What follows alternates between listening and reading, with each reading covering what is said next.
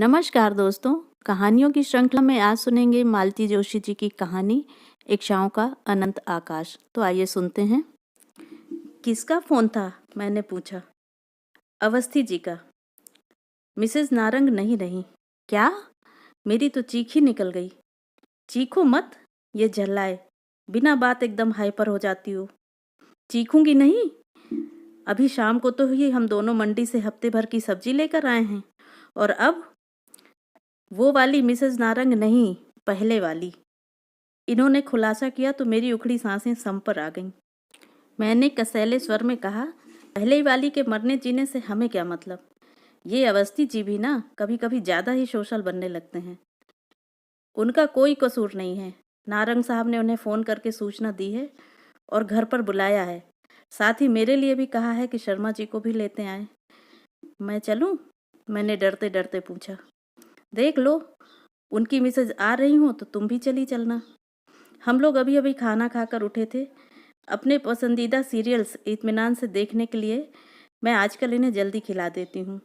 यूँ तो TV dining table के सामने ही रखा है, पर इन्हें खाना खाते समय टीवी देखना एकदम नापसंद है।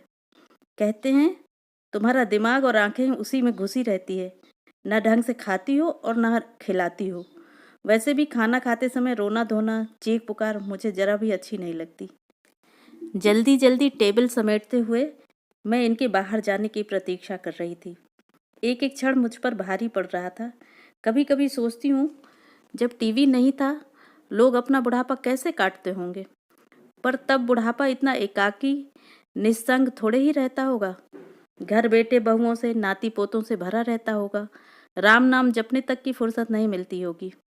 मैं टीवी का बटन ऑन करने जा ही रही थी कि फ़ोन बज उठा। फिर तो सारा मूड ही हवा हो गया। साड़ी बदल लूँ? मैं पूछने को हुई, पर फिर चुप लगा गई।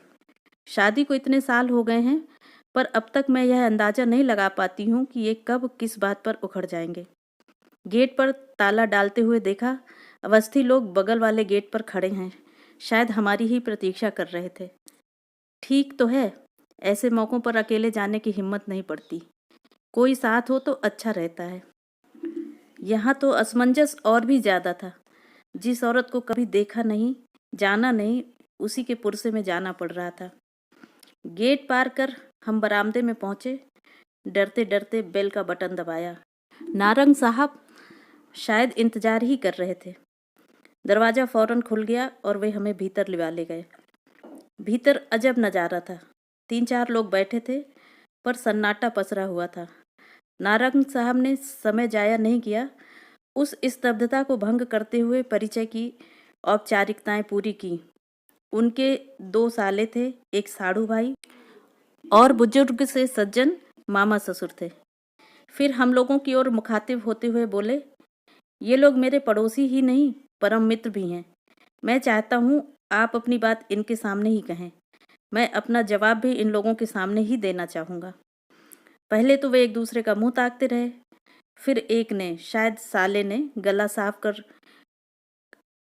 कहना शुरू किया, पिछली रात शिकागो में मेरी दीदी का स्वर्गवास हो गया है। कैंसर से पीड़ित थी। सौभाग्य से मेरे दोनों भांजे विनीत सुमित अंतिम समय में उनके पास ही थे।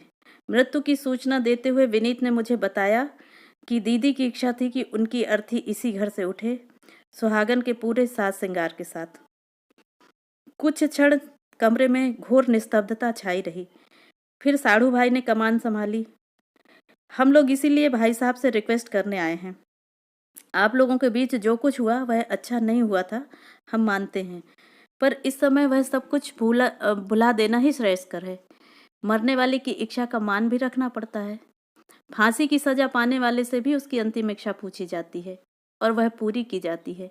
इसलिए अगर दीदी की इच्छा थी कि उनकी विदाई इस घर से हो तो। आप एक बात भूल रहे हैं जनाब, नारंग साहब ने सूखे लहजे में कहा। इस घर से उनकी विदाई 16 वर्ष पहले ही हो चुकी है, और वह भी उनकी इच्छा का मान रखते हुए ही की गई थी। वह घर से विदाई थी, अब वे इस दुनिया से विदा हो रही हैं। दोनों बातों में फर्क है। फिर बच्चे चाहते हैं कि माँ की अंतिम इच्छा जरूर पूरी हो, साले साहब बोले। यह बात बच्चे मुझसे भी तो कह सकते थे। इतने सालों के अंतराल के बाद उनकी हिम्मत नहीं पड़ी होगी। हिम्मत कैसे पड़ेगी? 16 सालों में एक बार भी फ़ोन नहीं किया। मेरे ही पैसों पर पलते रहे, पढ़ते रहे, पर कभी अपना रिजल्ट बताने तक की जहमत नहीं उठाई। विदेश जाने से पहले मिलना जरूरी भी नहीं समझा। यहाँ तक कि उनकी शादी की खबर भी मुझे औरों से मिली। इसके बाद वे मुझसे बात करने की हिम्मत कैसे जुटा सकते हैं? मुझे तो खुशी है कि वे इतने बेगैरत नहीं हैं। जीजा जी, प्लीज़ अब ये सब भूल जाइए, यही ना? ये मेरे दोनों परम मित्र यहाँ बैठे हैं, मैं इन्हीं से पूछना चाहूँगा। ईमानदारी से अपनी राय दीजिएगा। जो औरत बरसों पहले लड़ झगड़ कर अपने बच्चों को लेकर यहाँ से चली गई थी, उसे मरने के बाद ही सही दोबारा इस घर में आने का क्या अधिकार है? नारंग साहब की आंखें हम लोगों पर टिकी हुई थीं। उन आंखों में प्रश्न तो था ही, पर एक आक्रोश भी था, आग भी थी, बेहद एकाकीपन भी था। पहली बार मुझे कमरे में मिसेस नारंग की अनुपस्थिति का भान हुआ। वैसे उनका इस समय यहाँ होना बेहद अप्रासंगिक भी था। मैं सोच रही थी इस समय उन्होंने अपने आप को किस कमरे में बंद किया होगा। कानों पर हाथ दिए वे कहाँ छुपी बैठी होंगी। आप लोग कुछ तो बोलिए, लंबी प्रतीक्षा के बाद मिस्टर नारंग ने कहा। हम लोगों ने सिर उठाया। अवस्थी जी ने गला साफ किया और बोले, नारंग साहब, अगर आप इजाज़त दें, मैं इन लोगों से एक प्रश्न पूछना चाहूँगा। मिस्टर नारंग ने स्वीकारोक्ति में सिर हिला दिया। बोले, कुछ नहीं। अवस्थी जी फिर आगंतुकों से मुखातिब होकर बोले, मैं एक बहुत ही कड़वी बात कहने जा रहा हूँ और उसके लिए पहले से ही माफ़ी मांग लेता हूँ। भगवान हमारे नारंग साहब को लंबी उम्र दे, पर मान लीजिए बात ठीक इससे उलट होती, हमारे मित्र को कुछ हो जाता तो क्या आपकी दीदी अपने सुहाग चिन्ह उतार देती, बैराग ले लेती? उनकी बात पूरी भी ना हो पाई थी कि मिस्टर नारंग उठकर भीतर चले गए। हम लोगों को तो जैसे सांप सूंघ गया। अवस्थी साहब, ये आप, इन्होंने कहना चाहा पर चुप हो गए। सॉरी यार, उनका मंतव्य समझकर अवस्थी जी बोले, दरअसल जो मैं कहना चाहता था शायद ठीक से कह नहीं सका। थोड़ी देर बाद नारंग साहब भीतर से नमूदार हुए। उनके हाथ में जरी वर्क वाला एक पर्स था। उसे साले को सौंपते हुए बोले, अभी अवस्थी जी ने सुहाग चिन्हों की बात की तो मुझे याद आ गया। मैडम जाते समय ये सारी चीज़ें मेरे मुंह पर फेंक कर चली गई थीं। शादी की कोई याद, कोई चिन्ह वे अपने साथ रखना नहीं चाहती थीं। अब मरने के बाद उन्हें सुहागन बनने का शौक चल रहा है, तो ये रख लो, अपनी बहन का श्रृंगार मन भर कर करना। पर जीजा जी, दीदी की इच्छा इस घर से विदा होने की थी। तो क्या तुम्हारी दीदी की ही इच्छा सर्वोपरि है? मेरी इच्छाओं का कोई मोल नहीं है? क्या मृत्यु उसे सारे आरोपों से बरी कर देगी? वे अनगिनत पल जो मैंने अकेले गुजारे हैं, उनका हिसाब कौन देगा? दो दो बेटों के होते हुए भी मैं निसंतान बुढ़ापा काट रहा हूँ। यह जवाबदेही किसकी है? भाई लोग तो इस आक्रामक रवैये से खौफ खाकर चुप हो गए थे, पर मामा जी बोल पड़े, बेटा, तुम्हारी तरह वह भी अकेली ही थी और अंत तक अकेली ही रही। नहीं, वह कतई अकेली नहीं थी। नारंग साहब ने एक एक शब्द पर जोर देते हुए कहा, वह कतई अकेली नहीं थी। उसके बेटे उसके साथ थे और अंत तक थे। और अगर आपका इशारा मेरे दूसरे विवाह पर है, तो जान लीजिए अकेलापन भी कभी कभी बर्दाश्त से बाहर हो जाता है। आदमी उसे बांटने पर मजबूर हो जाता है। जीजा जी, अगर बच्चे आपसे बात करें, साले ने एक अंतिम कोशिश की। नो। उनका यह नो इतना स्पष्ट, इतना निर्णायक था कि उन लोगों ने फिर कोई बात नहीं की। चुपचाप सब उठ गए।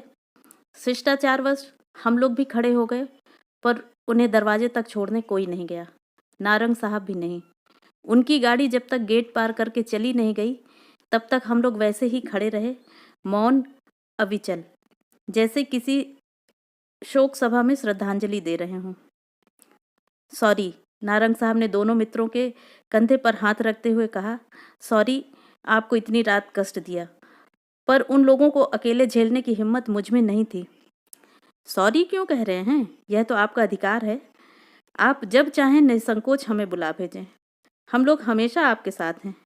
अच्छा चलें, टेक केयर। और हम लोगों ने भारी मन से अपने घर की राह ली। रात भर नींद नहीं आई। वह अनदेखी, अनजानी औरत बार बार रूप बदलकर सपनों में आती रही।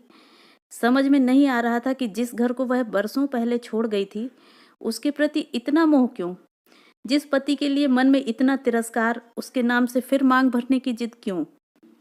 क्या यह प्रतिशोध का कोई नया तरीका था, या पछतावे की प्रतिक्रिया थी, या कि मन के किसी कोने में अब भी पति के लिए प्रेम दुबका बैठा था? सच, मानो मन एक गुफा की तरह होता है, उसका ओर छोर पता ही नहीं चलता। 8 साल पहले इस बंगले में आना हुआ था। यूं भी बंगलों में अड़ोस पड़ोस नाम मात्र को होता है, यहाँ तो एकदम ही शून्य था। बाईं तरफ वाले बंगले में एक कंपनी का गेस्ट हाउस था, दाईं तरफ नारंग साहब रहते थे, जो तलाकशुदा थे। मुझे इतनी कोफ्त हुई कि बता नहीं सकती, लेकिन नारंग साहब के साथ इनकी अच्छी पटरी बैठ गई थी। दोनों रोज सुबह घूमने जाते, शाम को ब्रिज का खेल जमता। वहीं अवस्थी जी से परिचय हुआ, जो 4-5 बंगले छोड़कर रहते थे।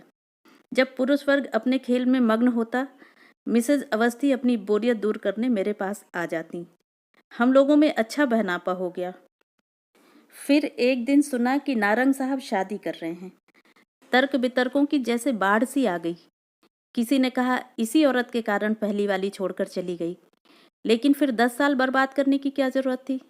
तलाक के तुरंत बाद शादी कर सकते थे। किसी ने कहा दिवंगत मित्र की पत्नी है, उसे सहारा देने के लिए यह कदम उठाया है। किसी ने कहा ऑफिस की सहकर्मी है।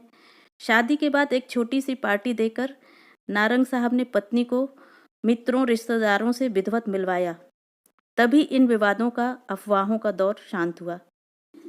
नई वाली मिसेज नारंग मुझे देखते ही भाग गईं। हम लोगों की खूब अच्छी ट्यूनिंग जम गई। उनकी कहानी वही थी जो आधुनिक भारत की 40% कन्याओं की होती है। पिता की अकाल मृत्यु, कोमल कंधों पर घर परिवार का भार, भाई बहनों को एक एक कर निपटाते हुए अपने बारे में सोचने का समय ही नहीं मिला। जब सारी जिम्मेदारियों से फारिग हुई तो पता चला उम्र 45 को छू रही है। तब भाई बहनों ने पहल की, ब्यूरो में नाम लिखवाया, अखबारों में विज्ञापन दिया। जांच पड़ताल के बाद नारंग साहब का नाम फाइनल हुआ और वे मेरा पड़ोस गुलजार करने आ गईं। यह सुख उन्हें जीवन में इतनी देर बाद मिला था कि अपनी इतने बरसों पुरानी नौकरी उन्होंने एक झटके के साथ छोड़ दी। अपनी नई नवेली घर गृहस्थी में अब वे ऐसे रच बस गई हैं जैसे बरसों से बस यही करती आ रही हूँ। आधी रात के बाद कहीं मुश्किल से आंख लग पाई थी कि घंटी बजी। पहले तो समझ में ही नहीं आया कि दरवाजे की घंटी है या फ़ोन की। फिर पता चला कि इनके मोबाइल की रिंग है। अधमुंदी पलकों से मैंने घड़ी देखी, सुबह के 5 बज रहे थे। तब तक वे फ़ोन रख चुके थे। किसका फ़ोन था? नारंग का। गेट पर खड़े हैं। इन्होंने उठते हुए कहा, ये चप्पल डालकर बाहर को चल पड़े तो गाउन पर शॉल डालकर मैं भी पीछे पीछे हो ली। रात करीब 11 बजे तो हम लोग उनके घर से लौटे थे। अब इतनी सी देर में और क्या हो गया? सदर दरवाजा खोलकर हम लोग बाहर आए। धुंधलके में गेट के बाहर एक आकृति नजर आ रही थी। उनका फ़ोन आ गया था इसलिए निश्चिंत थे, नहीं तो एकदम गेट खोलने की हिम्मत नहीं पड़ती। सॉरी, आपको सुबह सुबह डिस्टर्ब कर रहा हूँ। नहीं नहीं, गेट मत खोलिए, मैं भीतर नहीं आऊँगा, बस यह चाबी देने आया हूँ। चाबी? किस लिए? बच्चे माँ को लेकर आ रहे हैं, शायद 9-10 बजे तक यहाँ पहुँचेंगे। पर आपने तो कल मना कर दिया था ना? हाँ, पर आधी रात के बाद मुंबई से बच्चों का फ़ोन आया। बरसों बाद उनकी आवाज़ सुनी थी। बरसों बाद उन्होंने कुछ मांगा था, मना नहीं कर सका। क्षण भर को वे चुप हो गए, शायद उनका गला भर आया था। पर तुरंत ही उन्होंने अपने को संभाल लिया और कहा, हम लोग 15-20 दिनों के लिए बाहर जा रहे हैं। वे लोग अगर 13वीं भी यहाँ से करना चाहें तो कर सकते हैं। मतलब आप नहीं रहेंगे? नहीं, और मेरा रहना जरूरी भी नहीं है। अंत्येष्टि में तथा संस्कारों में बेटों की उपस्थिति जरूरी होती है, तो वे दोनों तो रहेंगे ही। कुछ क्षण चुप्पी छाई रही। फिर वे बोले, शर्मा जी, सबका कहना था कि मरने वाले की इच्छा का सम्मान करना चाहिए, सो कर रहा हूँ। पर उसके लिए किसी जीवित व्यक्ति का मैं अपमान तो नहीं कर सकता ना। अच्छा, अब मैं चलूँगा। मिसेस गाड़ी में वेट कर रही हैं। और चाबियां इन्हें सौंप कर वे चल पड़े। मैंने झांक कर देखा उनके बंगले के सामने उनकी नीली सेंट्रो उनकी प्रतीक्षा कर रही थी। मिसेज नारंग उसमें बैठी होंगी। अच्छा ही हुआ जो वे नीचे नहीं उतरी। इस समय उनका सामना करने की हिम्मत मुझ में नहीं थी। तो ये थी कहानी दोस्तों। इसी तरह की और भी रोचक अनोखी कहानियों के लिए मेरे चैनल को सब्सक्राइब करना ना भूलें। चैनल को लाइक करें, ज़्यादा से ज़्यादा शेयर करें और कमेंट करके ये ज़रूर बताएं कि आपको ये कहानी कैसी लगी। मिलते हैं अगले वीडियो में एक और नई कहानी के साथ। तब तक स्वस्थ रहें, सुरक्षित रहें। Thanks for listening.